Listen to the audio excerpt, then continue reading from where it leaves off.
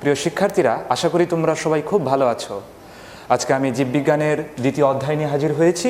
অধ্যায়টির নাম হচ্ছে জীবকোষ ও টিস্যু। আজকে আমরা যা যা পড়ব তা হলো কোষ ও এর প্রকারভেদ, প্রোটোপ্লাজম, সাইটোপ্লাজম, কোষঝিল্লি, নিউক্লিয়াস, সাইটোপ্লাজমীয় অঙ্গাণুসমূহের নাম। প্রিয় শিক্ষার্থীরা, কোষ খুবই গুরুত্বপূর্ণ একটা টার্ম। জীববিজ্ঞান পড়তে গেলে কোষ লাগবেই। কোষ সম্পর্কে তোমাদেরকে অবশ্যই জানতে হবে কোষ আসলে কি। মূলত আমরা জানি যে কোষ হলো জীবদেহের গঠন এবং কাজের একক। কোষ ছাড়া কি মানবদেহ কল্পনা করা যায়? শুধু মানবদেহ কেন, পৃথিবীর কোনো জীবদেহই আসলে কোষ ছাড়া কল্পনা করা যায় না। অর্থাৎ কোষটা হলো তোমার বিল্ডিং ব্লক। একটা বিল্ডিং তৈরি করতে গেলে যেমন ইট প্রয়োজন, ঠিক তেমনি আমাদের এই হিউম্যান বডি অথবা অ্যানিম্যাল বডি, যে কোনো জীব তার দেহটা গঠিত হতে গেলে অবশ্যই কোষ থাকা আবশ্যক। তাহলে কোষ বলতে আমরা কি বুঝি? কোষ হলো জীবদেহের গঠন এবং কাজের একক। 1969 সালে লুই এবং সিকেভিচ বলেছেন কোষ সম্পর্কে বলতে গিয়ে যে কোষ হলো একটা বৈষম্য ভেদ্য পর্দা দিয়ে আবৃত, যেটার মধ্য দিয়ে তোমার অভিস্রবণের মাধ্যমে পানি ও খনিজ লবণ পরিবাহিত হয় এবং এই সমস্ত কোষগুলা নিজের প্রতিরূপ সৃষ্টি করতে পারে। তাহলে প্রিয় শিক্ষার্থীরা, মূল কথা হলো কোষ বলতে আমরা বুঝি যে কোষ হলো জীবদেহের গঠন এবং কাজের একক। এই কোষগুলা কিভাবে এবং কত প্রকার আছে? সব কোষ কি দেখতে একরকম? না, সব কোষগুলো দেখতে একরকম নয়। কোনোটি গোলাকার, কোনোটি ডিম্বাকার, কোনোটি আয়তাকার। অর্থাৎ গঠন এবং কাজের ভিত্তিতে কোষ হলো বিভিন্ন রকমের আছে। তার মধ্যে নিউক্লিয়াসের ভিত্তিতে কোষ হলো দুই ধরনের। একটা হলো তোমার আদিকোষ আর একটা হলো প্রকৃত কোষ, অর্থাৎ প্রোক্যারিওটিক সেল এবং ইউক্যারিওটিক সেল। প্রোক্যারিওটিক সেল বলতে আমরা কি বুঝি? Prokaryotic sell. এই প্রোক্যারিওটিকের এই প্রোটা হলো তোমার আদি, অর্থাৎ আদিকোষ বিশিষ্ট, যেখানে তোমার নিউক্লিয়াসটা সুগঠিত থাকবে না। অর্থাৎ যে সমস্ত কোষে নিউক্লিয়াস সুগঠিত নয় তারাই মূলত আদিকোষ বা প্রোক্যারিওটিক সেল। এখন নিউক্লিয়াস সুগঠিত না হলেও সেখানে ক্রোমাটিন ম্যাটেরিয়াল থাকতে পারে, কিন্তু সাইটোপ্লাজমিক অর্গানেলসগুলো মূলত থাকবে না। তবে হ্যাঁ, সাইটোপ্লাজমিক অর্গানেলস সবগুলো না থাকলেও রাইবোজোম থাকতে পারে, অর্থাৎ প্রোটিন সংশ্লেষিত হতে পারে। অন্যদিকে ইউক্যারিওটিক সেল,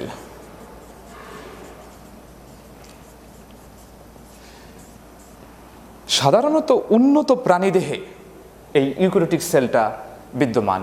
অর্থাৎ তোমার যে সমস্ত উন্নত প্রাণী বলতে আমরা বুঝি যে মানুষ থেকে শুরু করে উন্নত জীব, যেমন উন্নত উদ্ভিদ, গাছপালা, এদের মধ্যে অর্থাৎ উন্নত জীব যারা, তাদের মধ্যে ইউক্যারিওটিক সেল থাকবে। আর প্রোক্যারিওটিক সেলটা মূলত থাকবে যারা এককোষী, যেমন ব্যাকটেরিয়া হতে পারে।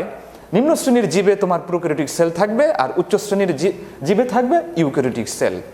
প্রিয় শিক্ষার্থীরা, আমরা নিউক্লিয়াসের গঠনের ভিত্তিতে জানলাম যে কোষ হলো দুই ধরনের, একটা হলো ইউক্যারিওটিক আর একটা হলো প্রোক্যারিওটিক। আবার কাজের ভিত্তিতে এখন কোষগুলা কিভাবে কাজ করে, কাজের ভিত্তিতে কোষ কত ধরনের হতে পারে? কাজের ভিত্তিতে কোষ হতে পারে দুই ধরনের। একটা হলো তোমার দেহকোষ আর একটা হলো জনন কোষ। দেহকোষ হলো, তোমরা নামটা দেখেই বুঝতে পারছো যে দেহকোষ, অর্থাৎ এটা দেহের মধ্যে নিশ্চয়ই থাকবে। দেহকোষ তাহলে বলতে আমরা কি বুঝি? দেহকোষ হলো যে সমস্ত কোষ তোমার দেহের গঠনে সাহায্য করে, অর্থাৎ দেহের গঠনে যে সমস্ত কোষ পার্টিসিপেট করে তারাই হলো দেহকোষ। বেসিক্যালি দেহকোষ আমি একটু লিখে দিচ্ছি। দেহকোষের ক্ষেত্রে তোমার যে বিভাজনটা ঘটে, একটা দেহ কিভাবে, আমরা যখন ছোট ছিলাম, এই যে আমরা যে এত বড় হলাম, কিভাবে হলাম? এখানে কি কোনো কোষ বিভাজন দায়ী নয়? আমাদের দেহটা কিভাবে বৃদ্ধি পেল? আমরা তো এককোষী নয়, আমরা হলাম বহুকোষী।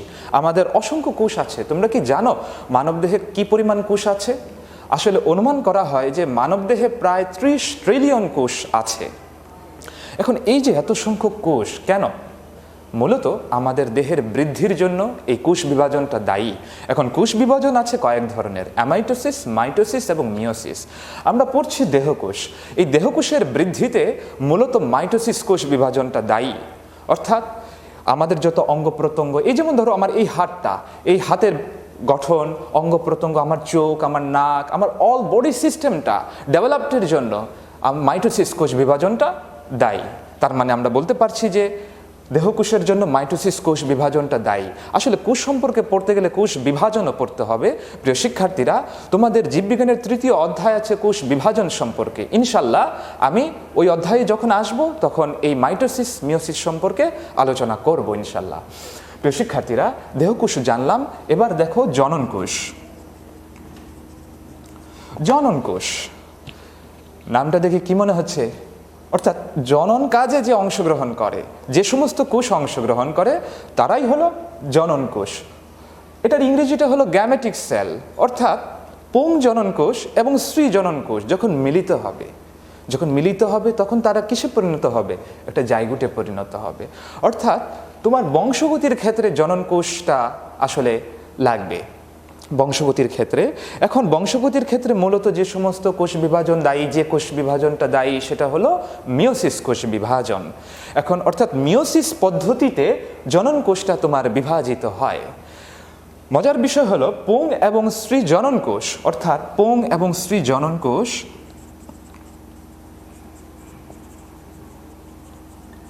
যখন মিলিত হবে তখন জাইগোট হবে।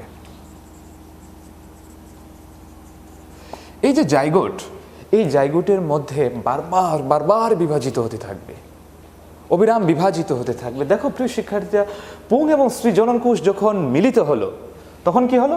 জাইগোট হলো। এই পর্যন্ত হয় মিওসিস এক কোষ বিভাজন।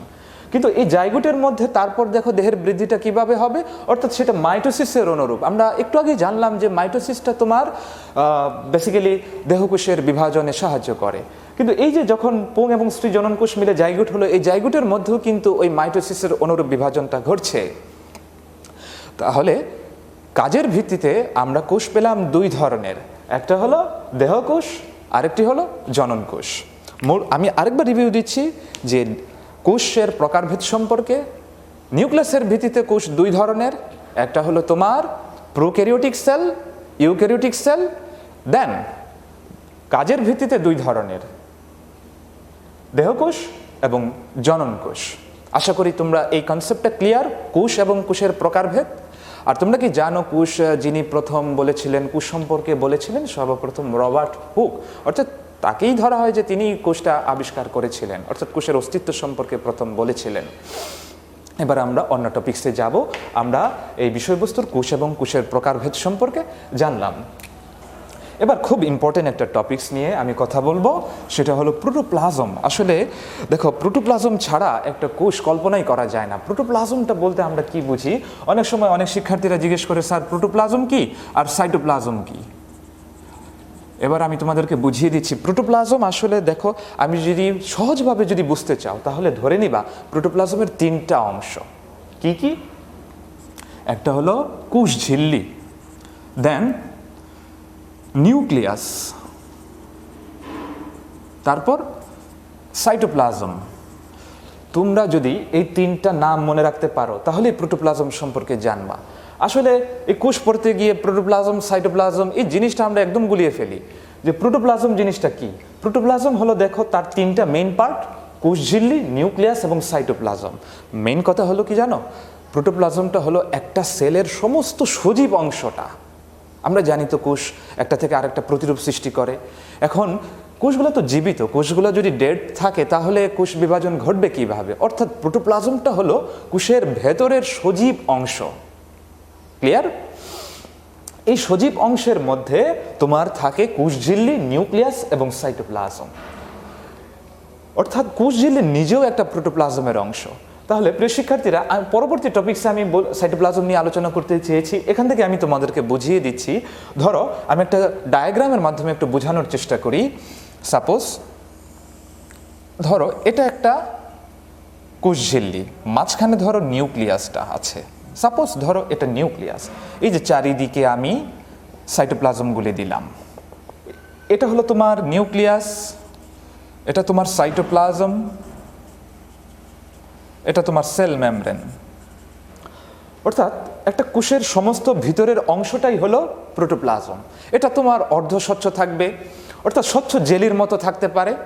দেন এই সাইটোপ্লাজমটা আর এই যে প্রোটোপ্লাজম, এটার মধ্যে তফাৎটা কি? এটার মধ্যে মেইন তফাৎ হলো যে এই যে সাইটোপ্লাজম আর প্রোটোপ্লাজম, দেখো সাইটোপ্লাজমটা হলো তোমার এই যে নিউক্লিয়াসটা যদি আমরা সরিয়ে ফেলি, সাপোজ নিউক্লিয়াসটা সরিয়ে ফেললাম, থাকলো কি এটা ছাড়া আর বাকি অংশটুকু থাকলো, অর্থাৎ কেন্দ্র থেকে যদি নিউক্লিয়াসটা আমরা সরিয়ে ফেলি, কেন্দ্র থেকে নিউক্লিয়াসটা সরিয়ে দিলাম, সরিয়ে দেওয়ার পরে দেখো থাকলো কি সেল মেমব্রেন থাকলো, দেন থাকলো সাইটোপ্লাজম, অর্থাৎ প্রোটোপ্লাজম হলো সাইটোপ্লাজমটা হলো তোমার প্রোটোপ্লাজমের একটা পার্ট, অর্থাৎ বুঝতেই পারছো যে সাইটোপ্লাজমটা হলো প্রোটোপ্লাজমের একটা অংশ। দুটাই, এই যে ঘন তরল পদার্থ এটাও কিন্তু সাইটোপ্লাজম। এবং তোমরা এই দ্বিতীয় চ্যাপ্টারটা যখন পড়তে যাবা, এবার যারা নবম শ্রেণীতে উঠে গেছো প্রিয় শিক্ষার্থীরা, তোমরা অলরেডি আমার মনে হয় পড়ে ফেলেছো যে এই যে সাইটোপ্লাজমের মধ্যে কতগুলো অর্গানেলস থাকে।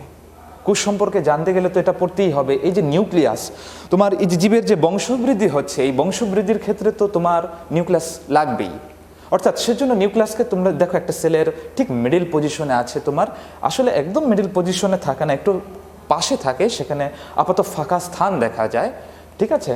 তো আপাতত ফাঁকা স্থান রাখার জন্য মানে সেল ভ্যাকিউল রাখার জন্য নিউক্লিয়াসটাকে আমরা একটু বাইরের দিকে রাখলাম, সামান্য একটু বাইরের দিকে থাকে, অর্থাৎ মূলত কোষের প্রাণকেন্দ্রটাই হলো, অর্থাৎ কোষের কেন্দ্রে যেটা অবস্থিত সেটাই হলো তোমার নিউক্লিয়াস।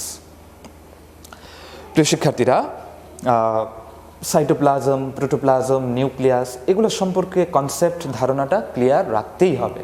তো নিউক্লিয়াসটা তোমার দেখো বংশগতির ক্ষেত্রে কাজে লাগছে, সেখানে ক্রোমাটিন ম্যাটেরিয়ালগুলো আছে, ডিএনএ আছে, অর্থাৎ তোমার নিউক্লিক অ্যাসিড আছে।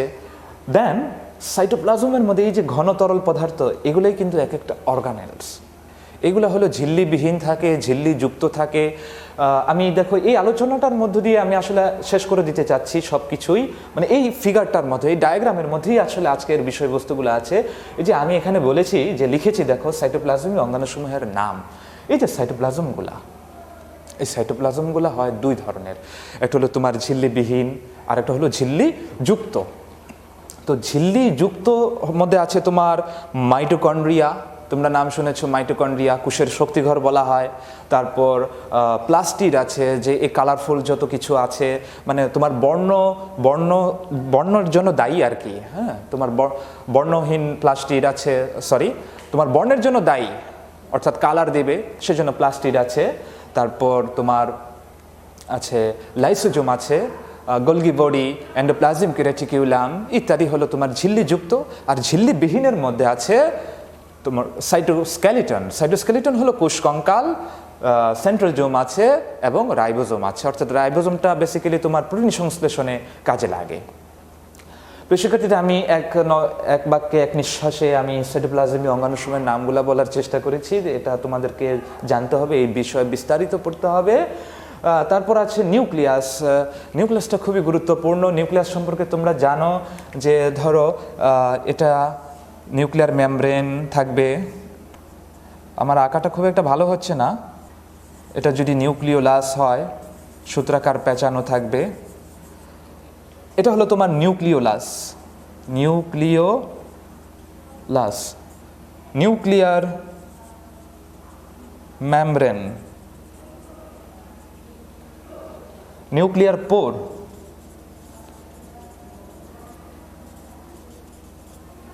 ক্রোমোজোম,